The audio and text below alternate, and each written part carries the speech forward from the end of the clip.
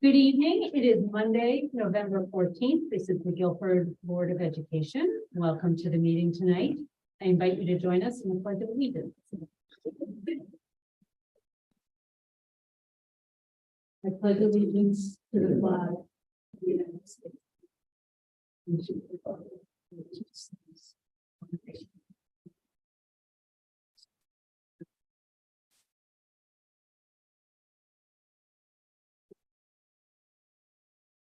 Welcome tonight. I am going to note that we are missing Dr. Freeman tonight. He did have a family emergency he needed to attend to. So part of his report we're going to put on hold until our next regular meeting in December. But otherwise we are going to miss him. First item in the agenda is to approve the October 11th 2022 regular Board of Ed meetings. Is there a motion to approve? Second. Second, thank you. Any corrections or comments? Just have two. On page 1, item number 7, there's a space in the word she. The minor one. Oh, right, okay. And then on page number 2, Leak Elementary School, the last bullet item, with the statement of celebration, I believe that should be Diwali. Oh, yes, thank you. D-I-W-A-L-I. Thank you. I have a question on page 3 under update on assistant superintendent search. The middle paragraph, 1, 2, 3, 4, 5 lines down, the 6 applicants were then narrowed down to 3 who will initially receive a detailed conversation with Dr. Freeman and then go back. I would cross out to the search committee. They go back for final interviews. It was a different committee that did those final interviews. Is there any other corrections? All right. So we have a motion and a second. All those in favor of the minutes as corrected, please say aye. Okay, that's 7 in approval. And 7 of us, so 7 of 7. The October 24th, 2022 workshop meeting minutes. Is there a motion to approve these minutes? So moved. Any comments or corrections to these minutes? Hearing none, all in favor? Aye. Mr. Delventer abstains. All right. And then lastly, the November 3rd special meeting. Is there a motion to approve the minutes for the special meeting? Second. All right. I did have one correction under number 2, the 3rd paragraph. On the motion made by, that's correct, but the second sentence, the board reconvened at 7:55 p.m. that should be stricken because in fact the next paragraph identifies when we reconvened.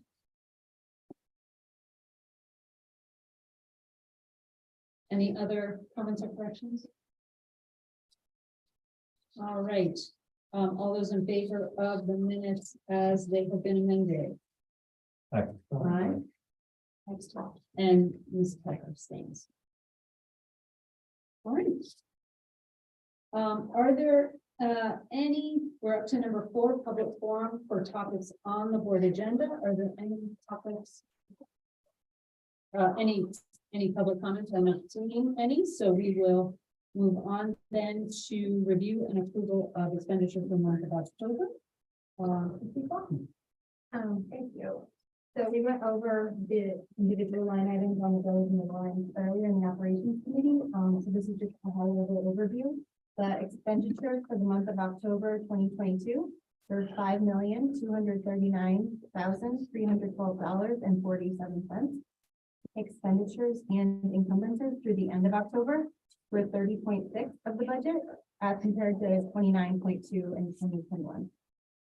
Revenue for the month of October was $15,880, which included a $2,000 stipend for CERT training for 4 pupil service administrators. CERT is the state education universal center benefit, and the other portion was $13,880 for pre-K tuition. The warrants we are submitting are a total of all the payments for the month listed alphabetically. And the total of payments listed on the warrant is $2,597,392.18. Excellent. As Mrs. Faulkner stated, we did review this in detail in the operations committee just prior to this meeting. But I will open the floor for any comments or questions if anybody has any. If not, can I have a motion please to approve the expenditures for the month of October 2022? Second. All those in favor? Excellent. Aye. That is everyone in attendance. Thank you. Number 6 on our agenda is communications. Do any of my colleagues have communications to share at this time that they've received over the last month?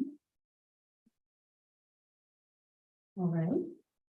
Moving on to student representative. Hi, Ruby. How are you? I'm gonna let you know. Good. I know you are representing of our student reps committee. Yeah. Wonderful. Yeah, so right now I'm going to be doing Calvin Lee and Baldwin, which are George's schools. So in Calvin Lee, students have been learning a variety of patriotic songs such as "My Country 'Tis of Thee," "This Land Is Your Land," and "We're a Green Gold Flag." Students are also introduced to singing scat and jazz classics like "When the Saints Go Marching In." The patriotic songs are trying to come by Veterans Day, as you will see as a common theme throughout all the schools in the district. In Mrs. Dos Anjos 4th grade class, students are attempted to launch a pumpkin, a candy pumpkin, as far as possible using a catapult. The 4th graders use their STEM principles to modify and improve upon their initial designs. And Mrs. Donnarummo, she took her kindergartners to the Calvin Lee Blacktop to draw abstract art, where students use chalk to learn about crucial elements of art, including shape, space, and line. At Baldwin, they have the PTO trunk or treat, where nearly 1,000 people attended. The event was held in the high school parking lot area. And a big thanks to the high school's administration for helping with the organization and logistics. Also, thank you for the high school student volunteers who helped at the event. The clubs at Baldwin are underway, where clubs usually meet on Tuesdays or Thursdays after school. This year's clubs include Drama Club, Art Club, Makers Club, Hiking Club, and more. There are about 175 students participating in an after-school club, which is great to see the participation in their school community. On Veterans Day, the last Friday, they recognized Veterans Day. In addition to learning about history and the importance of Veterans Day, throughout the school day, students helped put together a wall of honor celebrating a veteran in their life. In addition, the 6th graders had a presentation by a retired submariner who talked about Veterans Day in the morning and later visited science and social studies classes to teach the science of submarines. Veterans Day has become a powerful day of learning for our students and staff. They also held their parent-teacher conferences both tonight, and they are also holding them tomorrow afternoon. So, and then also for Adams, they also have their parent-teacher conferences in the afternoon today, and they were having more tomorrow evening. Many teachers encourage students to write kind of reports, self-report how they did throughout the quarter, to also like work with other students to how to build different like kind of time management skills, as well as goal setting for the upcoming monthly periods this school year. They're hosting a family night at at their Adams Book Fair tomorrow night in the library. They have finished up their fall sports season, and all of the athletes did a very nice job. Now they are going to start the winter sports season and are very excited for all those new sports to begin. Lastly, their clubs and extracurricular activities are up in full swing, and most students at Adams are participating in a club, a music ensemble, or anything regarding participation in the school community. At AW Cox, they had their therapeutic conference last week. At the end of October, they wrapped up their theme of courage and hung up their courage links in the cafeteria, where each child created a link sharing a time that they showed courage. During the month of November, they're talking with the students about gratitude and reaching out to their AW Cox community to share pictures of the things that they're grateful for. They're planning to create gratitude walls throughout the building. At Guilford Lakes, Clara schools, the playground has opened and it is a huge success where a lot of students are very excited for this. This past Friday, they organized various celebrations. They had more than 45 veterans speak to them via Zoom and engage with them in different activities to honor them. This past week, they had their ribbon week, which was they did spirit days each day.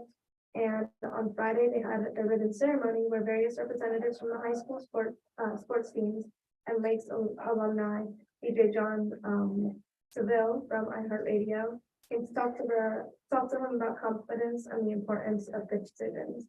The Guilford Grizzly also came, which added a lot of fun to their week. And lastly, the Guilford Fire Department came to talk to the kids of the importance of fire safety and what to do when there's a fire, what it sounds like when a fireman is talking to them and how to understand what they're saying to them. And then the firemen also got to answer a bunch of questions and the kids got to ask any questions or concerns. At Melissa Jones, parent-teacher conferences were held on Thursday and Friday, allowing families a chance to learn more about their child's progress in school. Melissa Jones had a wonderful program honoring Veterans Day on Friday, November 11th.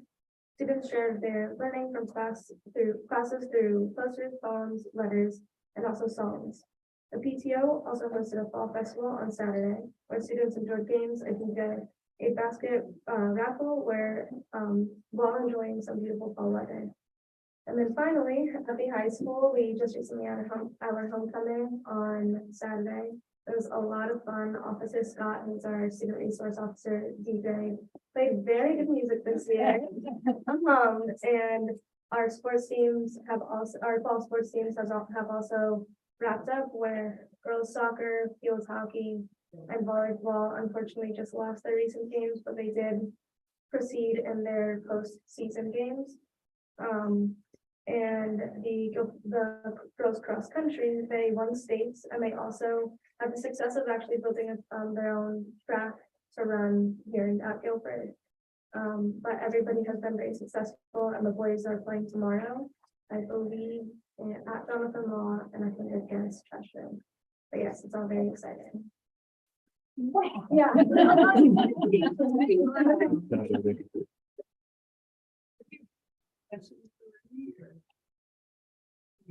Thank you. That was a mouthful, and you worked a lot. Congrats on your first quarter being over. Thank you.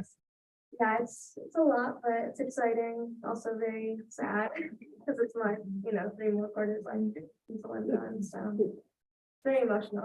I imagine at times it was so little, other times it was Yeah. better, but Definitely. college application. They're all done. Very, very Yeah. nice. Yeah. It's also nice to hear, I'm trying to remember, and Mr. Wood, I don't know if you remember, Mr. Joe, when we first started having school on Veterans Day. I believe it's middle school. I was You gonna would say know, about you would five, know. about 5 or That's 6 or right, 8. yeah. But, Yeah, well, but I remember, I was, last week, a work meeting, and a number of colleagues had their kids home from school. And I was just noting that we had made a different decision several years ago after veterans groups came to the Board of Ed asking us to hold school instead and make it an educational day. That's interesting. And it's just every year we get these great reports Yeah. from you and your colleagues about the things that are happening in the school on this day. And tomorrow, I believe, veterans are visiting the high school. My history teacher just told me today. And so the history class is going to go, I believe they're coming to the library, to listen to their stories and to ask questions as well. Yeah, and I remember it happening my freshman year, but COVID, has Yeah, impacted right, us right, all, so I right, think right.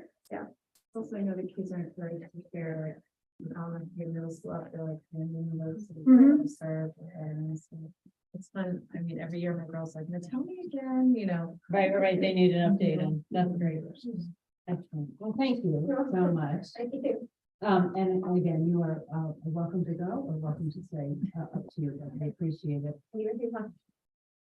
All right.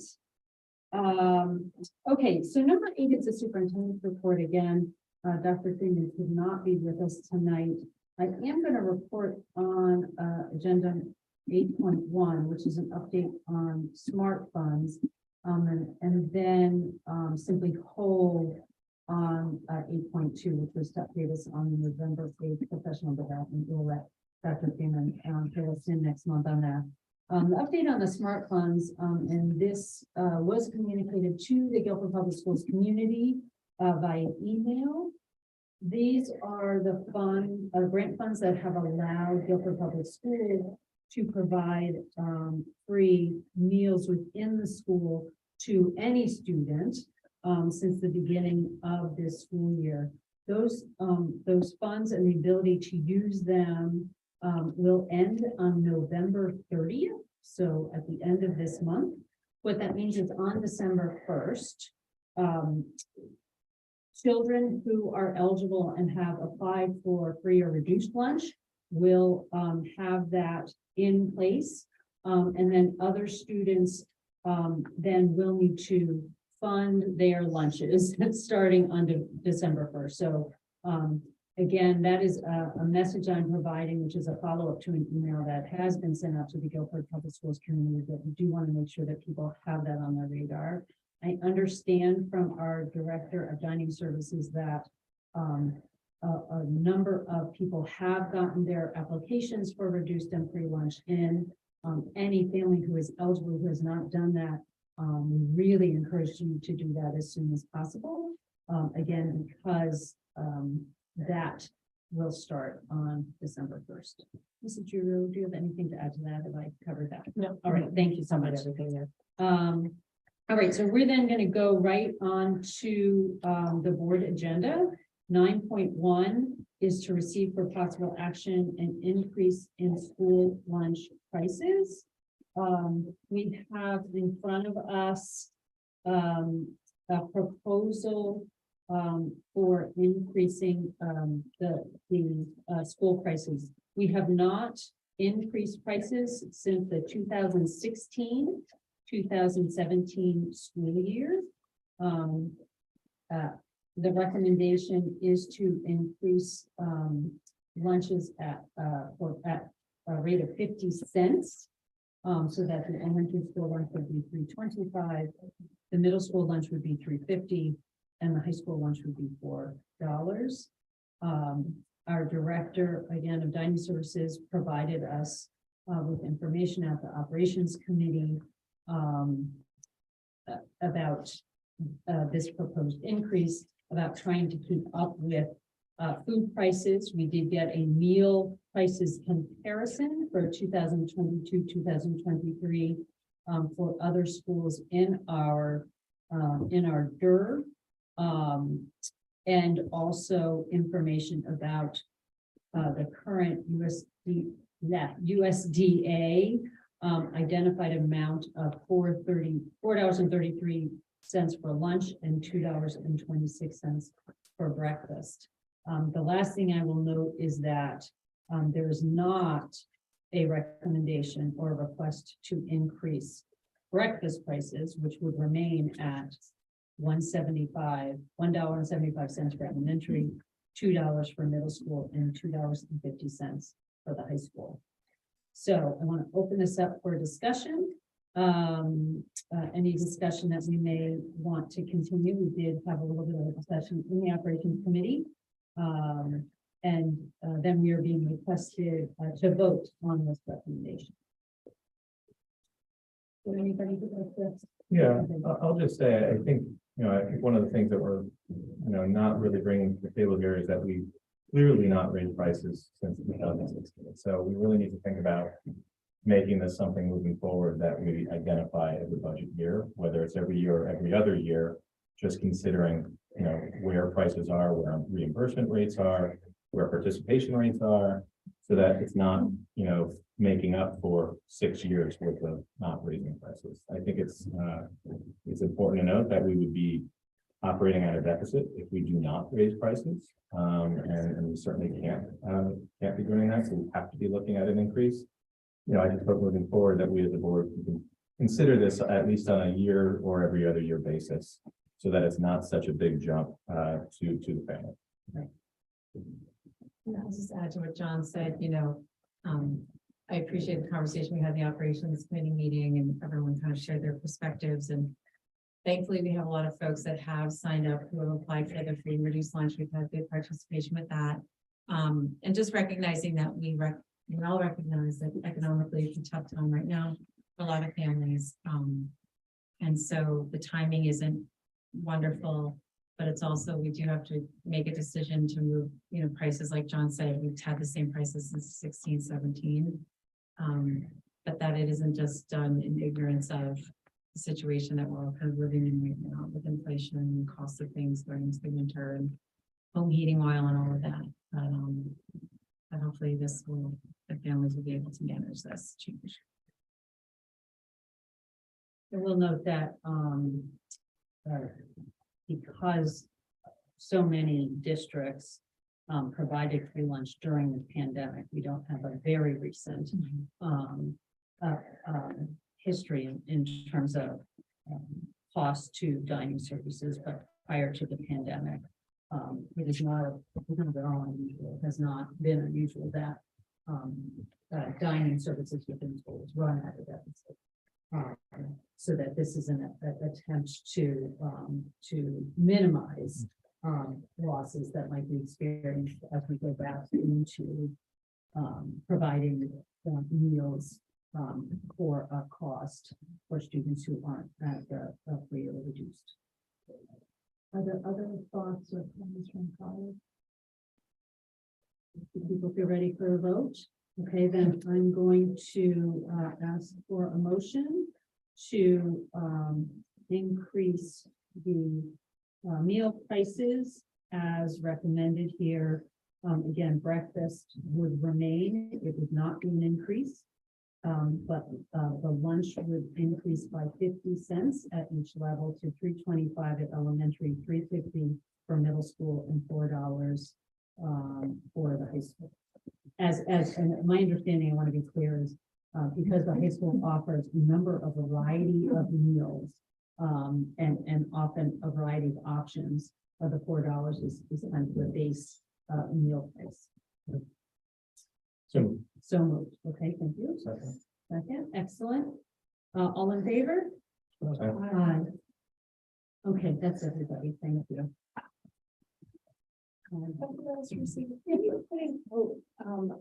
I'm just thinking, I haven't had to like upload money to my kids' account in so long. Are we gonna say, okay, I'm gonna just blog like, here's what to do now, since it's been so long? Tomorrow. Excellent. There we go. Right? Yeah. You were waiting for Waiting that. to write this again. Yeah. No, that's a really good, that's a very good reminder. Thank you. All right, 9.2 is to act on ratifying the Guilford administrators contract for the 2023-2026. So we've had several Board of Ed members and our administrators in negotiation with our Guilford administrators contract this year.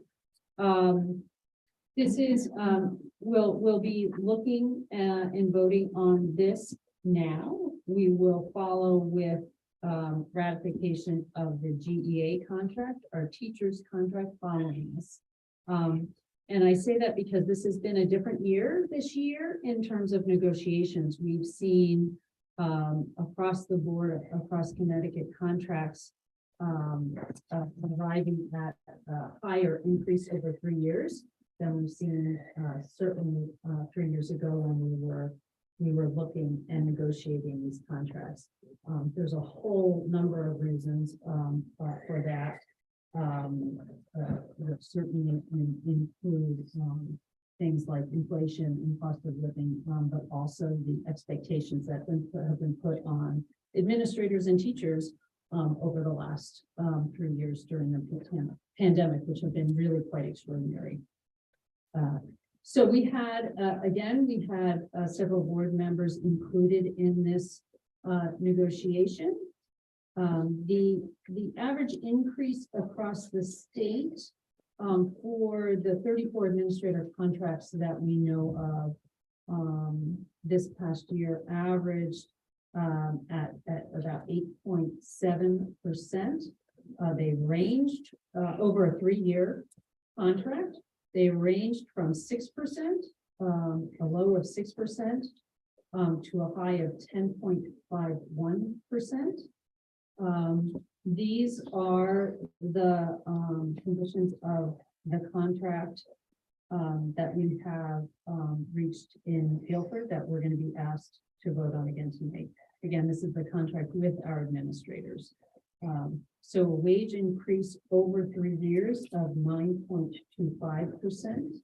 That would be 3.25% in the first year, 3% in year 2, and 3% in year 3. Annuity contributions by the Board of Ed. We would maintain in the year 1 the previous level of 2.5%. In year 2, a contribution of 2.75%, and in year 3, a contribution of 3%.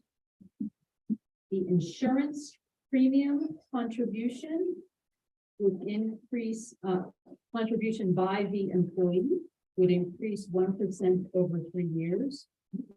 It is presently at 21% and would remain that for year 1 and year 2, and would increase to 22% in year 3. And then the final attribute of this most recent negotiation is a tuition reimbursement. The opportunity for an administrator to get reimbursed for tuition up to 3 credits for a grad course in any semester with prior superintendent approval. There is a cap, total cap for Board of Ed funds set aside for this, so that would be $10,000 in year 1, $15,000 in year 2, and $18,000 in year 3. This cap is in place in case there are multiple administrators who are choosing, have gotten prior approval and are choosing a graduate course, which may in aggregate exceed the cap, in which case those funds would be evenly distributed up to the cap. And this is really an opportunity for us as a Board of Education to support and keep our really excellent administrators and give them an opportunity for this growth. I was not on this particular negotiation, so I'm going to pause and see if anybody, any of my colleagues who work has anything to add. And if not, I've kind of covered it. Oh, Dr. Hirsch was on the administrator's contract? And administrator. Okay. The last thing I want to note is because I think parent-teacher conferences tonight, Mr. Hamill, who represents this group, is not able to be with us, but did want me to say the following. The Administrators Association appreciates the positive working relationship we have with the Board of Education and District Administration, and are proud to serve the Guilford community. I'm going to pause one more moment to see, Mr. Bowden, if I miss anything or you have anything to add about this question. Just that the rate of reimbursement of tuition would be based on a 3-credit class, graduate class at the University of Connecticut rate. Thank you. That was really important. Terrific. Thank you. Okay. Excellent. So these are the conditions that have been negotiated, the wages, annuity contribution, insurance premium, and tuition reimbursement. We are asked as a Board of Ed then to ratify the Guilford Administrator's contract for 2023, 2026. So I'm going to ask for a motion to ratify the contract. So moved. Second, all in favor? Aye. All right, that's everybody present. Wonderful, thank you. We did have, was it recently as last month? A meeting with our administrative team, as we do every year to start talking about the budget. And I will just note, after a really meaningful conversation about just budget, but the kinds of things that our administrators are wanting to do in their schools and in the district, and the kinds of ways they really want to support students. I express to them my gratitude truly for their amazing work and my ability to represent Guilford Public Schools because of the work they do. So wonderful that we have gotten that done. 9.3 is, as I just noted, to act on the ratification of the GEA contract for the 2023, 2026 years. The average 3-year increase for 33 teacher contracts negotiated this year was 12.12%. At the time that Guilford, that we were in negotiations for this contract, and landed, this average settlement was at 11.5%. So since that time, the average has increased a little bit. The lowest settlement was 9.47% over 3 years, and the highest was 16.47% over 3 years. So really quite a wide range. I have to say, in my 11 years on the board, I don't think I've ever seen a range like that in settlements across the state. For the settlement for Guilford Public Schools with the GEA, 11.5% over 3 years of the agreement, inclusive of step movement each year. So our teachers have this is inclusive of step movement every year. In year one, a 3.81%, which includes a new top step, a 3% above the prior top step, step movement for all teachers, and after the cost of step movement, the balance of the 3.81% would be applied to the salary schedule. The bottom step, which at this time is step 2, would be dropped. In year 2, a 3.83% total wage increase, including step movement, and year 3, a 3.86% total wage increase, including step movement. So again, this is 11.5 over 3 years. When we settled this, that was in fact the state average. Since that time, the last month plus or so, the average has gone to 12.12%. Other aspects of this, the premium contribution for insurance is an increase of 1% over 3 years of the agreement. We are currently the contract is currently at 20.5%, and that would remain for year 1. The contract will go to 21% in year 2 and 21.5% in year 3. New hires hired before the first day of school will receive the full deductible funding for insurance. New hires hired after will receive a prorated. That's a 1,000 for single coverage and 2,000 for 2-person deductible. And dental insurance, one of the other aspects of this contract, dental insurance will be covered until December 31st of the year. The dependent, which is age 26, is puts into alignment dental coverage with other health insurance coverage.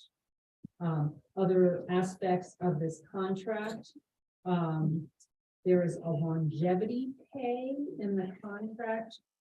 I'm trying to remember this, I feel like we hadn't changed it in 2 decades. So we increased for 15 to 19 years in Guilford, it increased from $450 to $700. And then for 20+ years in Guilford, the proposal is to increase from $650 to $1,000. Again, not touched in a very long time. Stipends for various, the many things that our faculty do after school in support of students and involved in students. Is an increase of 3% in each year of the agreement. This is things like coaching and other things. And then the last thing I'll note that we covered in the negotiations is that beginning in the 24-25 school year, there's an allowance in the contract has been that on evenings, 2 evenings when teachers have to be back in the building for things like teacher conferences, that there is a shortened day. We, in the contract to start in year 2 of the contract, we're going to make a 3rd allowance for that for back to school. All right. I was part of that contract. I know Arnold and Christy were also part of that contract negotiation. I don't know if either of you have anything to add, although again, I did go into the detail. No? You have said that not for moderation. Or mediation, sorry. Thank you. That's actually an important aspect. We did, again, we started out contract negotiations. We did reach this settlement through mediation. That is correct. All right, any other questions? So then I am going to ask for a motion to approve and ratify the GA contract for 2023 to 2026. Is there a motion? So moved. Christie, thank you. Arnold, second. All in favor? Aye. Excellent.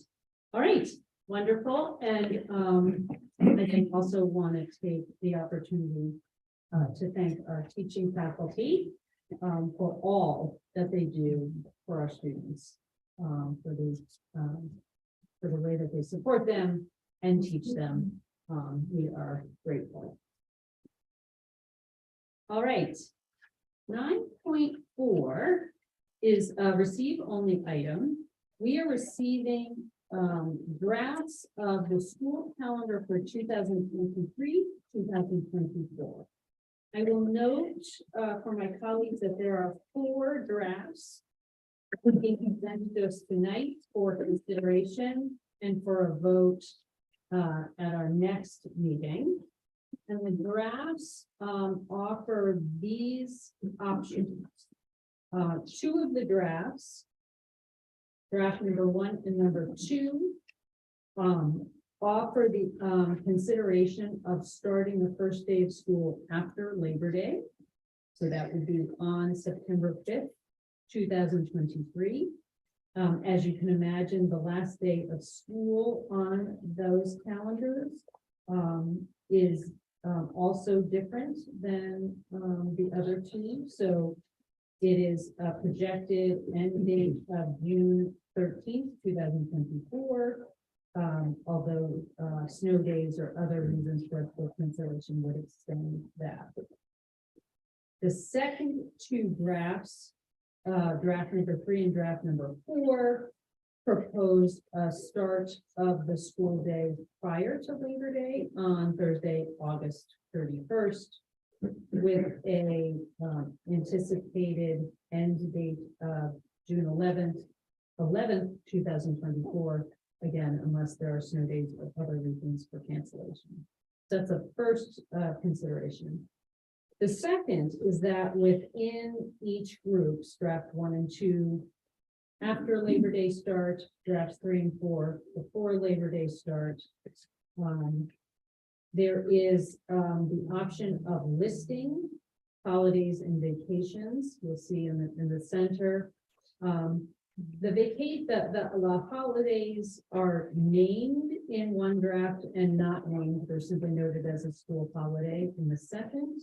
We do note that the holidays serve as an explanation for why school is closed. They do not serve as an expectation of how our students and their families are celebrating or not celebrating those days.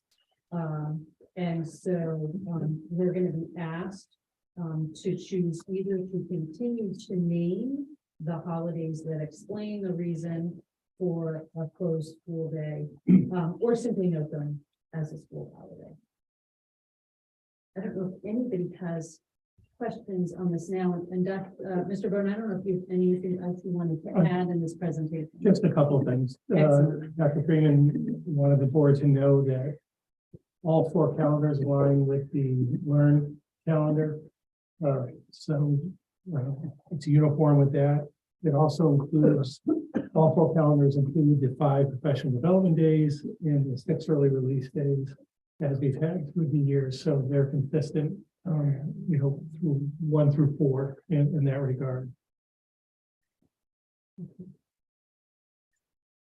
I believe every year we hear from some parents who are interested and supportive of starting before Labor Day, and others who are interested and supportive of starting after Labor Day. Again, this is something that we will be voting on next month, so that any parent who is interested in providing feedback on start dates or other aspects of the state calendar that we'll be considering should feel free to reach out to the board between now and our next Board of Ed meeting. Dr. Balistraci, I also neglected to mention that I believe that the 2 versions of our calendars that we're seeing is consistent with how schools along the shoreline have presented their various calendars. So some explicitly name the holiday, others just say school holiday. So Right, that's hence the choice. right. Okay. I have kind of a completely random question that won't be addressed this year, but in general, is it a native of Connecticut? And I know in other states, some school districts build in anticipated snow days. It seems like in Connecticut, for parents usually have a couple of that. Is that not across any districts or towns in the state? Or has that ever been a question? I do know, Okay. and I won't remember what year it was, and if it was 1 year. Several years ago, we did at least 1 year, we built in 4 snow days. And it may or may not have come close to the year where we had like 11 snow days. We built in 4, we only had 2 snow days, and ended up having to build in 2 kind of vacation days before the end of the school year. So if I remember correctly, Memorial Day weekend became a 4-day weekend from a 3-day weekend. And I can't remember how we built in the last day. So, and I also, I'm being a terrible reporter here. I can't remember if we only did it for 1 year or more, but I remember it was just a year that we ended up having to give the days back.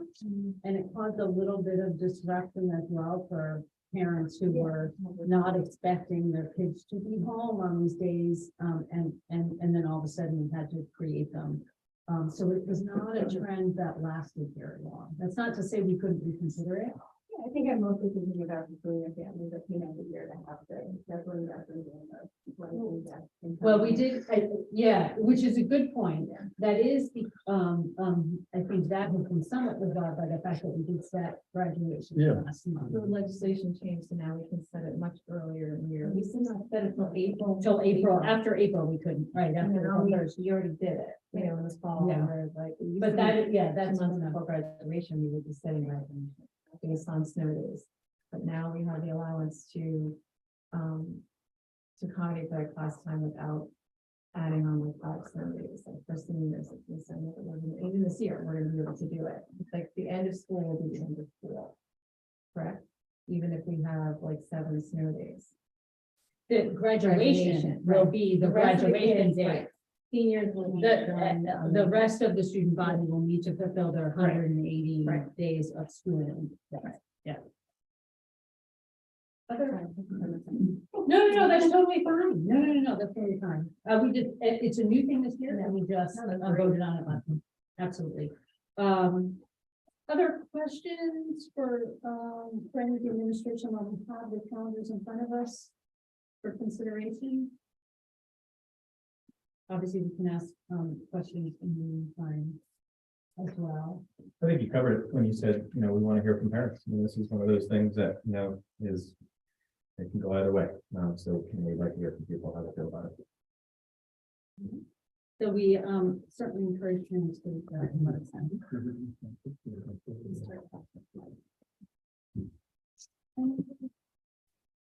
Questions? All right, again, so that's a receive item, and we'll come back to that next month for a vote. Next is the 2023 Board of Ed meeting calendar. This is also a receive item. This is the layout for proposed layout for when our board meetings will be over the next, well, for the year 2023.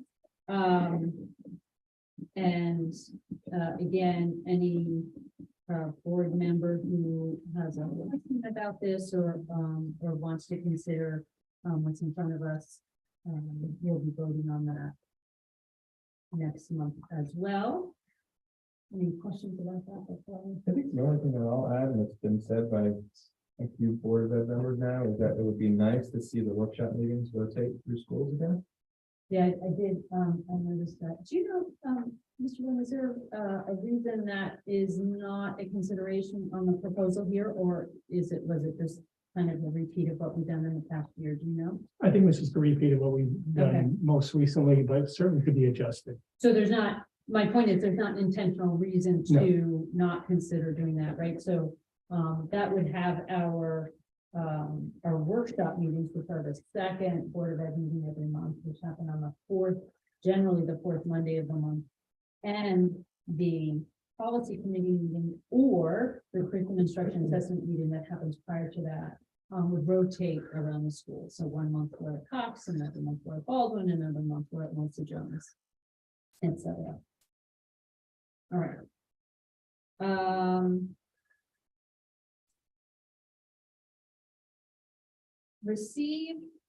Also receive item with the recommendation from the policy committee on the 900 series bylaws of the board. Mrs. Peck, do you have anything you want to tell us about this? Sure. This is something that we have seen for months. We went over it extensively at a really fun meeting in July. When we took advice from Shipman and Goodwin, we took the recommendations on any changes or updates that we wanted in the bylaws. And the bylaws simply dictate how the board conducts itself, voting, parliamentary procedures, orders of business, public participation. So really, we've all spent a lot of time reviewing this 9,000 series. So I don't know if anyone has any further questions. I mean, I feel like we've seen this a lot. We went over it again in our last policy meeting. So thank you all very much for your time and consideration looking over this for the past 4 months. Any other questions or concerns about this? We've been over it in part because we were trying to reconcile the differences with new regulations at the state level. And we're trying to come up with conformity with the state level. Exactly right. And so I think the changes reflect that. I think there's probably a little bit of language cleanup that we're able to do as well. You know, as a board, I think we have discussed it in some detail, but we will be voting. It's coming to us as a received item tonight. And then I just ask everyone to make sure that we've gone through it so that we're prepared to vote on it next month, but, as Dr. Hirsch was noting, a lot of it just to make sure that, everything is up to date. Some of the policies and regulations have not been updated, to reflect what is current. All right, and then we do have, 9.8, policy 6800, student wellness, nutrition, and physical activity, as a receive for possible action tonight. Would you like, and then, I think, we'll do this in 2 votes, but 9.9 is the regulation, accompanying regulation to that. Okay, so 6800 is student wellness, nutrition, and physical activity. So again, we've seen this a bit over the last couple of months. Changes to this policy again are to bring us current with Connecticut regulations. I'll just highlight a few of the additions that are suggested in the new policy. One is that foods will be procured locally whenever possible. That foods and beverage served to the students will meet established nutritional standards for the healthy food certification program, which is again a state requirement. And it covers physical activity and really a health and wellness protocol that we are required to follow by the state. So this is, again, something we've all seen for the last handful of months. I don't know if anyone has any further questions on it. It's relatively straightforward, and I know we've seen it. We've discussed it in our policy committee. We've discussed it at board meetings. So anyone have anything else to add or questions about it? Yeah. All right, I would entertain a motion then to approve the updates to policy 6800, student wellness, nutrition, and physical activity. So moved. Second. All in favor? Aye. All right, that's everyone. Thank you. And then Ms. Peck, you want to tell us about the regulations? The regulation is really just the implementation of the policies. It's, we can, I think, vote on it almost together. Okay, excellent. So is there a motion to approve regulation 6800, student wellness, nutrition, and physical activity, as updated? Second. Second, all in favor? Aye. Thank you. All right. Thank you, policy committee. We will be then prepared to receive the remaining policies, the 9,000 series next month. We are now up to reports of committees. Does the policy committee have anything additional to report this evening? Our next meeting is in 2 weeks. And at that meeting, we're going to, I think, further discuss Title IX and non-discrimination.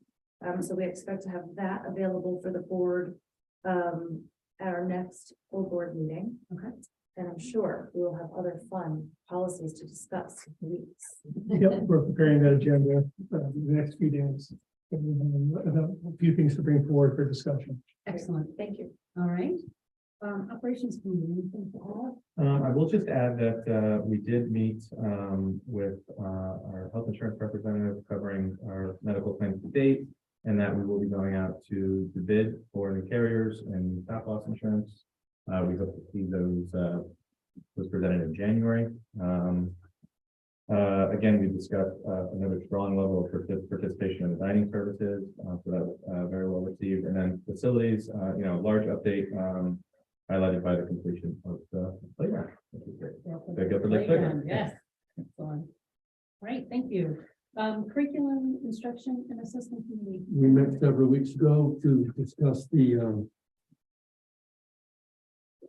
construction of a pre-K through 12 health and wellness program curriculum, which is now being developed this year, which we'll have to eventually approve in our next meeting in January. Okay, wonderful. Liaisons to town committees. Anybody have anything to report on? Committees? All right. And we do not yet have a liaison to the one board of directors. We are going to figure out how to address either attending that meeting or otherwise participating. I think we're struggling to find availability. It's a once a month on the first Thursday, I'm looking at this, second Thursday of the month, nine, probably 9 to 11. 9 to 11, in, not quite say, what. So if that's something we might be able to consider, let me know. And if not, then we as a board can figure out another approach to who should we stay involved. Just recognizing that it's a hard meeting to regularly get to. It is very interesting, though, because you know, it's a great opportunity to hear what other districts are doing, you know, to have a superintendent report. Usually once a session, so that you're hearing from the different superintendents about whatever they want to discuss as a topic. There's a lot about equity and social justice that they discuss across other districts. So I think for me, my experience was really one of feeling like part of a larger community that was trying to accomplish many of the same tasks that we as a board value and are trying to accomplish as well. So it was great. I mean, I do highly recommend participation if anyone's able to do it. Okay, yeah. Thank you. Excellent. All right. We are up to number 11, public questions. If anyone in the public wants to approach the board or comment to the board, this is the time. So we'll just you give your name and your address. My name is John Walt, and I don't know that, proud dad of, 3 successful graduates of Guilford High School. I'm here to, make a public apology to Dr. Guilford. Some time ago, I requested a meeting via emails to discuss some educational issues in town. At that time, I had not received a response, and it hurt me a little bit at that time. I recently saw Dr. Balistraci at the Town Green, and along with some passionate discussion of educational differences, I accused her of not responding to emails from the public.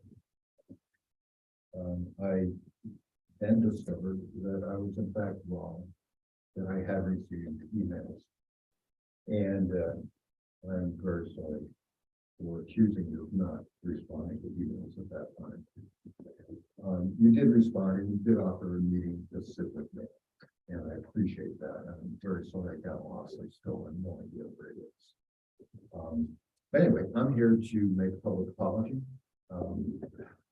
For accusing you of not responding to your emails, and to say I appreciate your time and commitment on the Board of Education. Thank you very much. I appreciate that. Thank you. Thank you. All right. Is there anyone else? I don't think there's anyone who's here in the public. So that does, we come to the end of the meeting. I want to thank all of you who are watching via live stream or TV, and ask for a motion to adjourn. Second. All in favor? Aye. All right. Thank you very much, everyone. Have a wonderful evening.